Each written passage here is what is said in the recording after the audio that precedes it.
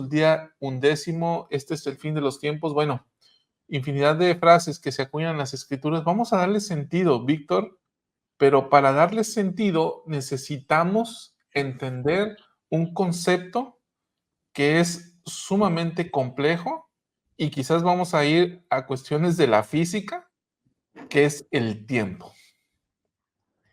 Sí, bastante complejo, ¿no? Y solo los grandes físicos teóricos han podido más o menos desentrañar qué es el tiempo, cómo se mide, qué representa. Incluso de ahí podemos entender un poco acerca de la teoría de la relatividad del tiempo, ¿no?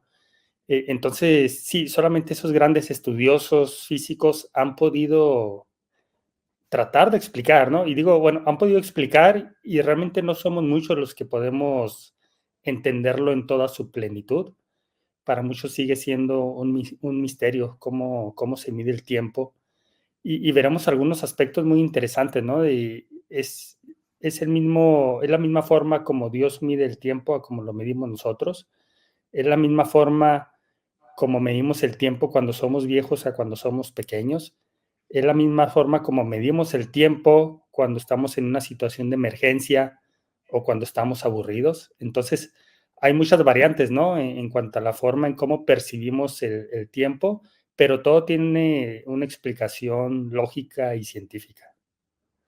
Y bueno, eso desde luego lo vamos a respaldar con las escrituras, que al final de todo es nuestro fundamento y es el propósito final, que podamos entender las escrituras. Por aquí nos dice Jesús Pérez, dice, el presidente Nelson dijo, el tiempo se está acabando. Vamos a ir a ese punto y vamos a tratar de profundizar en eso y mucho más. Ahora, Víctor, quiero saludar a todos nuestros hermanos que nos están acompañando. Muchísimas gracias por acompañarnos el día de hoy y les mandamos un fuerte saludo y abrazo y gracias por la espera y la paciencia.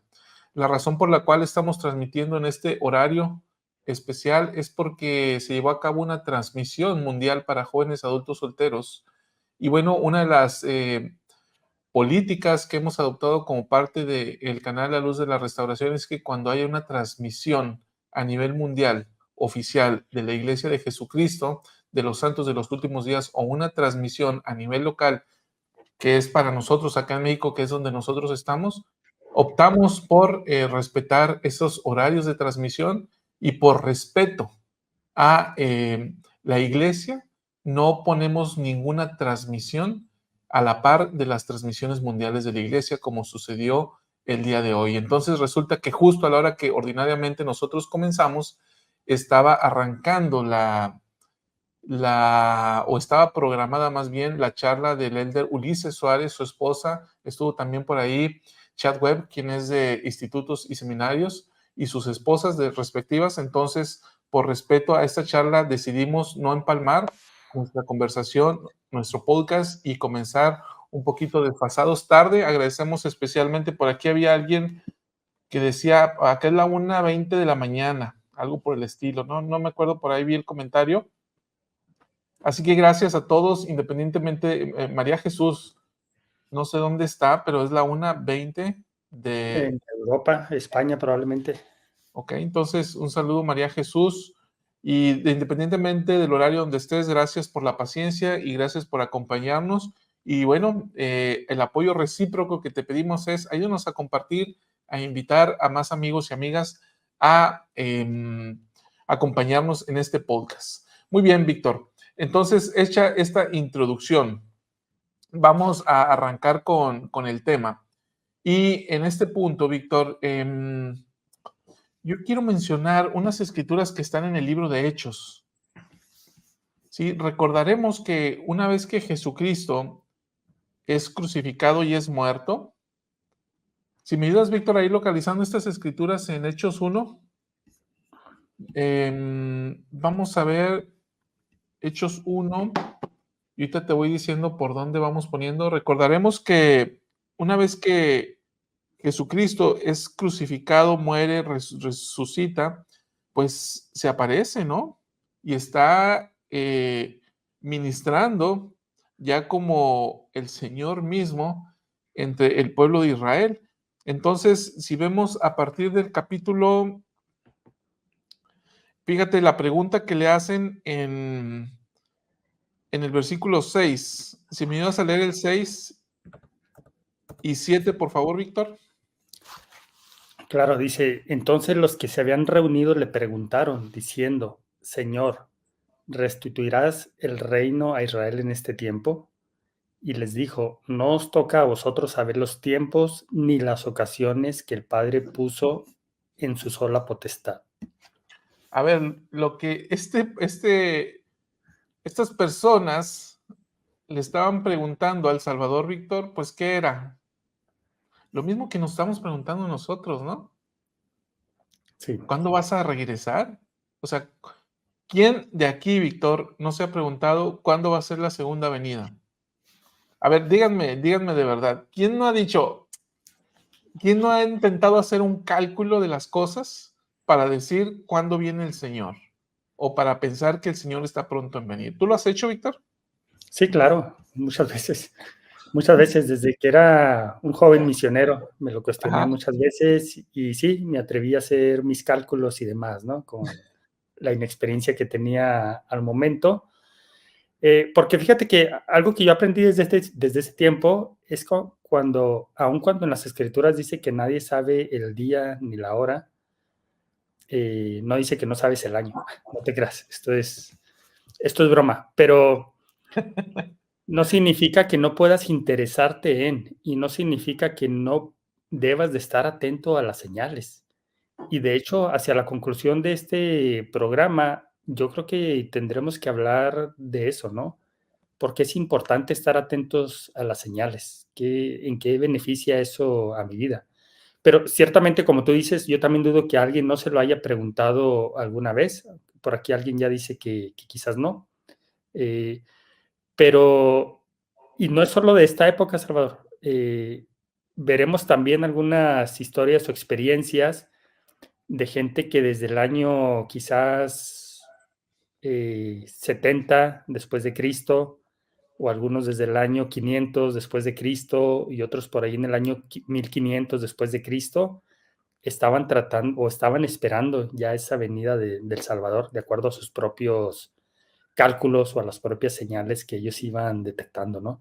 Entonces me parece que desde ese momento, y de hecho aquí lo que estamos leyendo en Hechos y en los versículos siguientes podemos verlo, pero ese es el último día que el Señor está con sus discípulos, después de que había resucitado y estuvo 40 días con ellos. Al parecer ese es el último día que está con ellos. Sí. Y entonces no dudo que a partir del día siguiente ya hubiera gente preguntándose, ¿y me va a tocar verlo a mí? ¿Me va a tocar presenciar esta segunda venida del Salvador? ¿Será que le toque, si no a mí, a mis hijos o a mis nietos? Entonces me parece que es una pregunta bastante legítima y que seguramente la mayoría nos hemos hecho. De hecho, si vuelves a poner las escrituras y vemos en los versículos, em, a partir del 9. Y habiendo dicho estas cosas, viéndolo ellos, fue alzado y le recibió una nube que le ocultó de sus ojos. Y estando ellos con los ojos puestos en el cielo, entre tanto que él se iba, he aquí se pusieron junto a ellos dos varones vestidos de blanco, los que también les dijeron, varones Galileos, ¿por qué estáis mirando al cielo?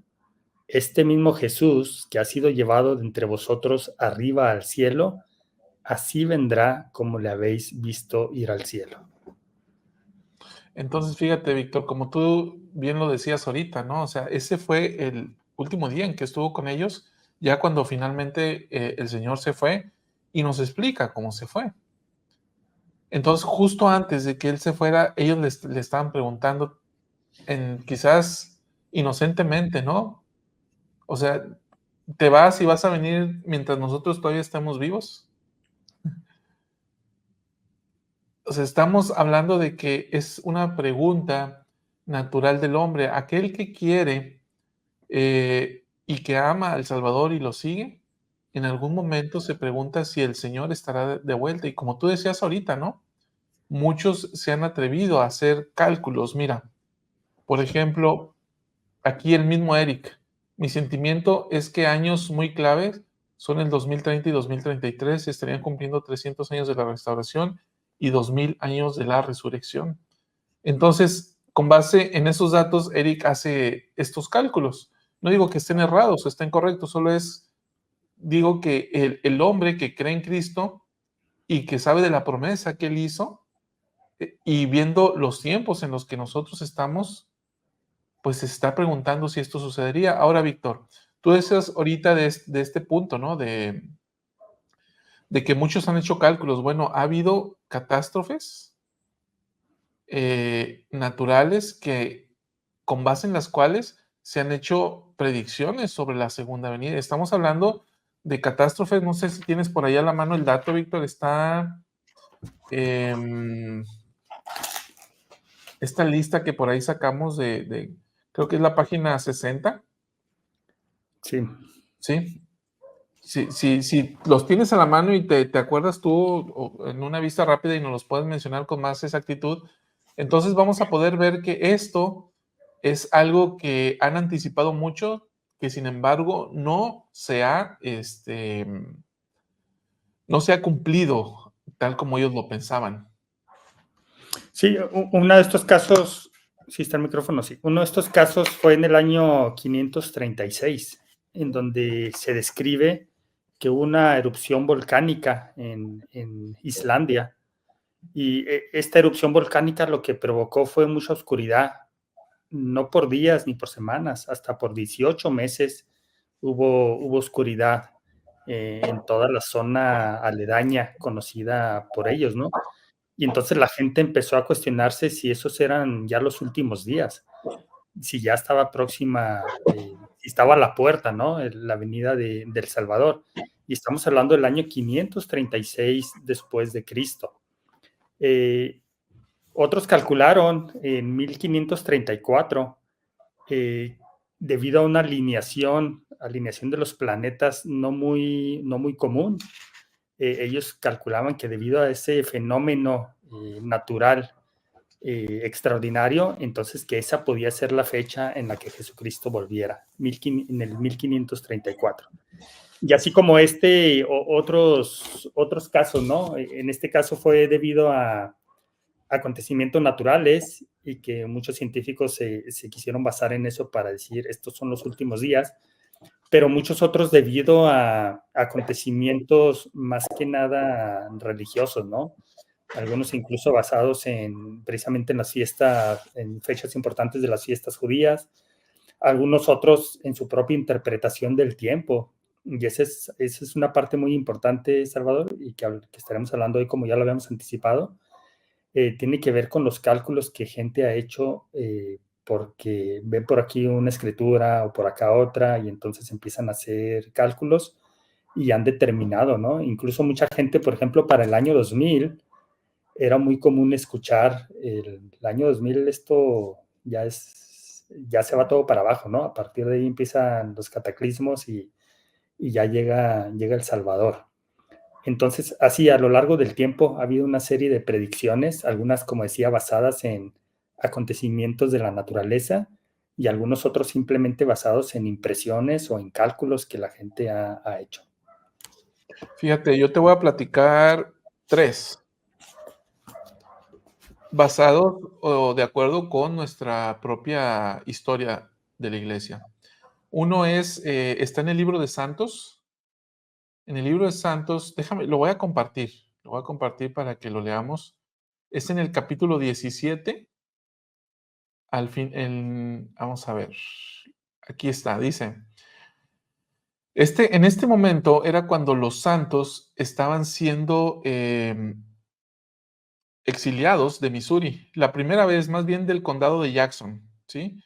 Cuando estaban perdiendo las tierras específicamente en Jackson, en Independence, en toda esa zona. Todavía no todavía no llegamos a 1838, estamos en 1833. 1838 es cuando ya finalmente se dio la orden de exterminio. Este es 1833 cuando tienen que salir de Jackson. Entonces, en este momento, José estaba en Kirtland y los santos estaban perdiendo sus casas, estaban perdiendo los terrenos y estaban saliendo en pleno invierno de ahí. Entonces, ve lo que dice en el libro de Santos. Déjame lo agrego por aquí. A ver, a ver. Ahí está. Dice, ¿qué sucedió en ese momento? Dice, en Kirtland, un llamado a la puerta del profeta oyó una voz que decía, hermano José, levántese y venga a ver las señales en el cielo. José se levantó y miró hacia afuera y vio los meteoritos cayendo del cielo como piedras de granizo. Cuán maravillosas son tus obras, oh Señor, exclamó al recordar las profecías del Nuevo Testamento acerca de estrellas que caerán del cielo antes de la segunda venida, cuando el Señor regresará y reinará 1000 años en paz. Te doy gracias por tu misericordia hacia mí. Tu siervo oró. Oh Señor, sálvame en tu reino. Estas son las palabras que dirigió José Smith de acuerdo con los registros históricos.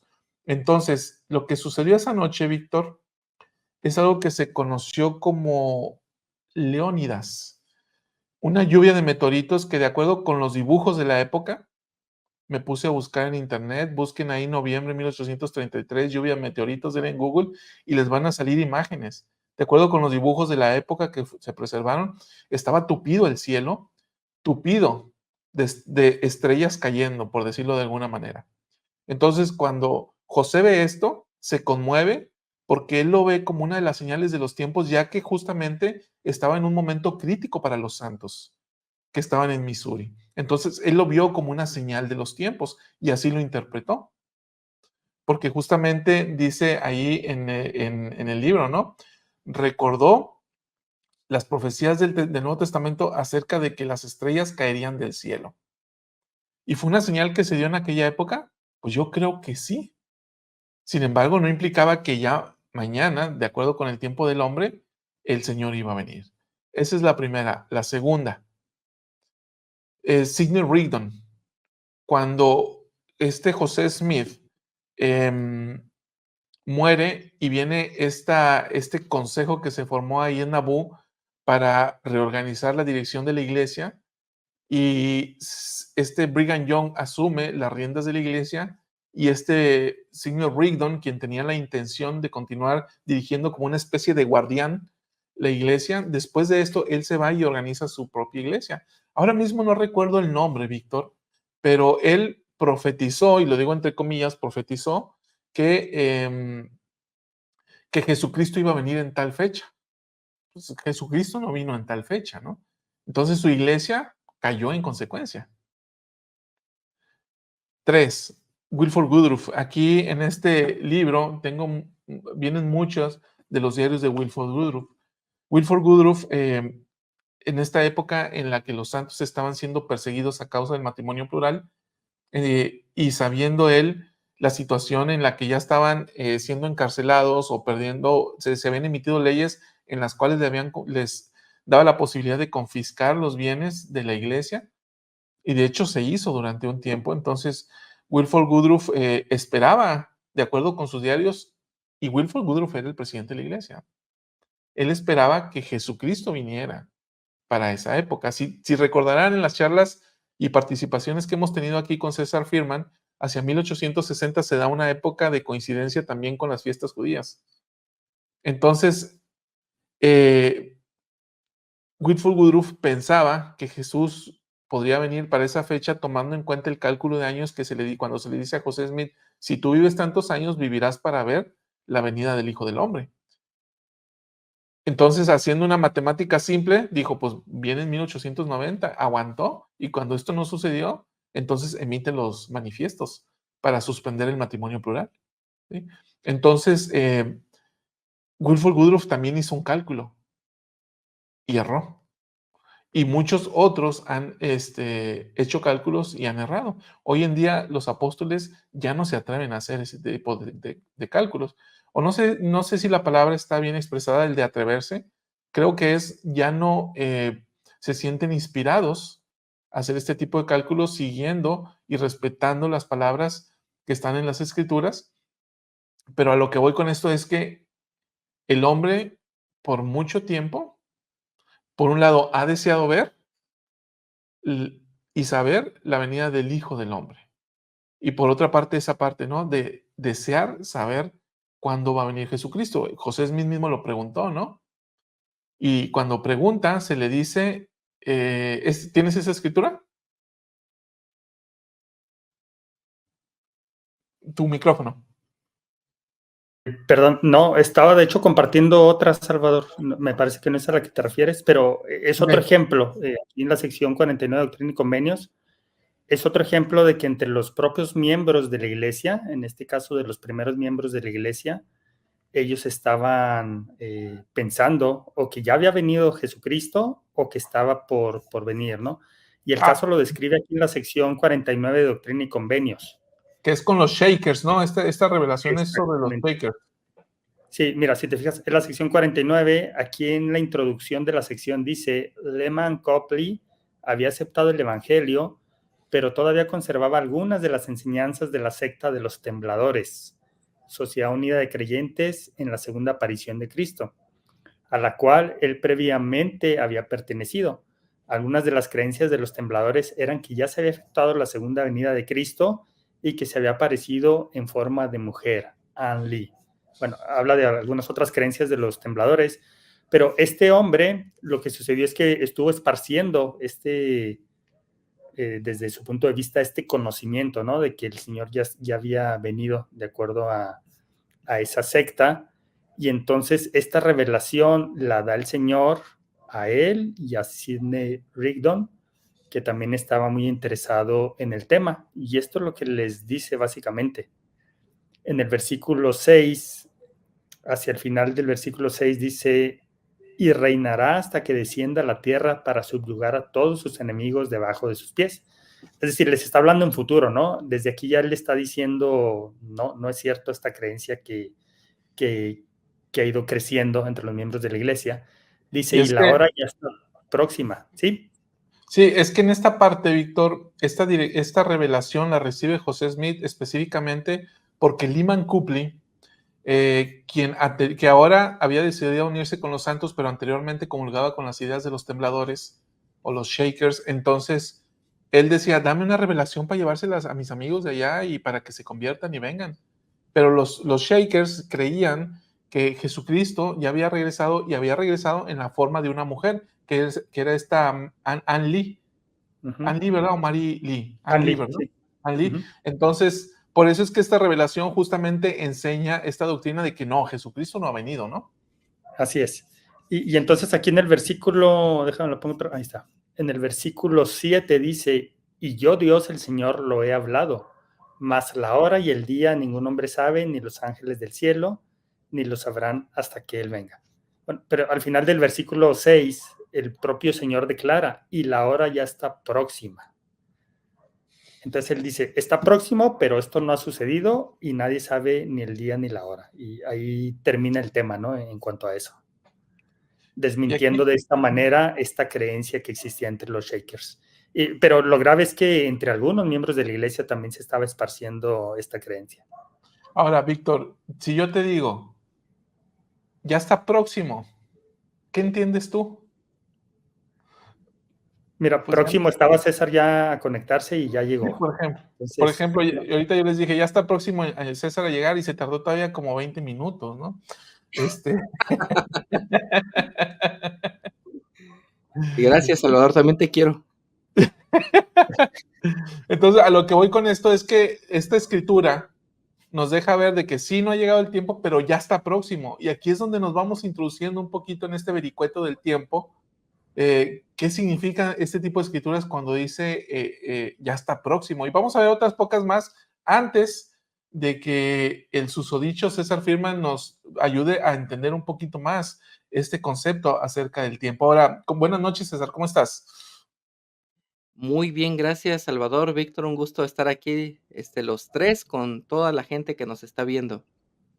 Quiero agradecerte, César, públicamente por el esfuerzo que haces, porque sabemos que vienes de un día ajetreado de cumplir con tus responsabilidades eclesiásticas y todavía vienes a unirte aquí a la transmisión y eso nos hace sentir profundamente agradecidos por tu esfuerzo. Muchas gracias, es un gusto, privilegio. Muy bien.